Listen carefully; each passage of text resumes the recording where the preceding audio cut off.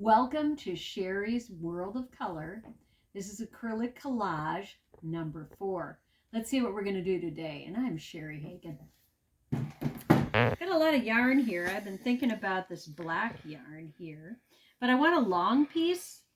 So I'm going to take this long piece and I'm going to lay it in here and see how it looks. Ooh, it's kind of like crawling over there like a bridge. So I'm going to cut it to size. I want it to wrap around. I think I might. So I'll cut it to size so I can wrap it around. And I like how it's making different twists and turns like this one is. So I'm getting out my Mod Podge. There we go.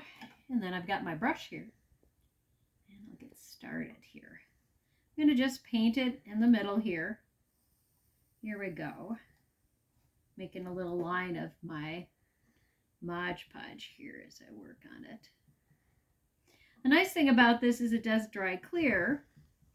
So if I don't quite get the spot I want, it doesn't really matter. It does change how the things look once they're Mod Podge a bit.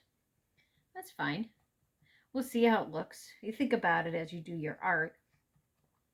Art is kind of concrete and measurable in the sense that you're in charge of how you put things down, particularly when you're doing these collages, but it's also sometimes full of surprises because you won't always know how it's going to look until it's done. It's like playing a game with your yarn or your color or your paint and seeing how it works, how it's going to work together. I'm going to add a little bit more of the Mod Podge here to get this to stick down.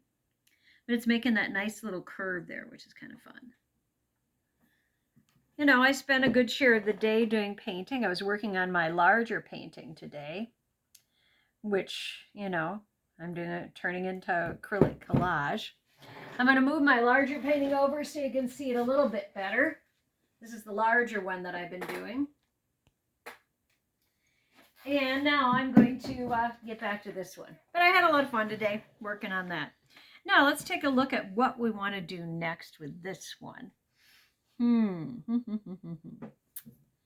I'm going to put my brush down and I'll take this out and see if I want to use some of this. All I have to do is I could spread this out, but notice I had this purple here. So if I put this down here, it's going to kind of disappear a little bit. So I might not want to use the purple here. Let me grab another one of these yarns. I might just use this again. But this is called variegated because you can see how the color changes along here. You've probably seen other variegated yarns, and this one here is variegated, as you can see the color pattern going. So now I can use this, but I'm using a different part. Here I was using the gray and pink, and here I'm using more of the burgundy and pink, and it offsets this color here.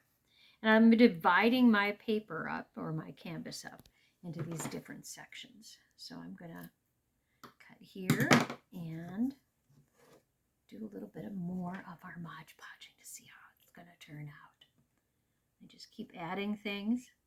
You keep adding things to your painting until it's done, until you decide that you've had enough work on this. So I'm just adding a bit here, and then we'll see how this looks. And it's like kind of growing out of this other one. I'm going to use my brush here to help it tuck in. One can also use their fingers, and sometimes you stick to your artwork. And then you pull it up, but I'm going to see if I can lift this up a little bit. It isn't fully down on that one section. So I can make it so it looks like it's kind of growing out of there.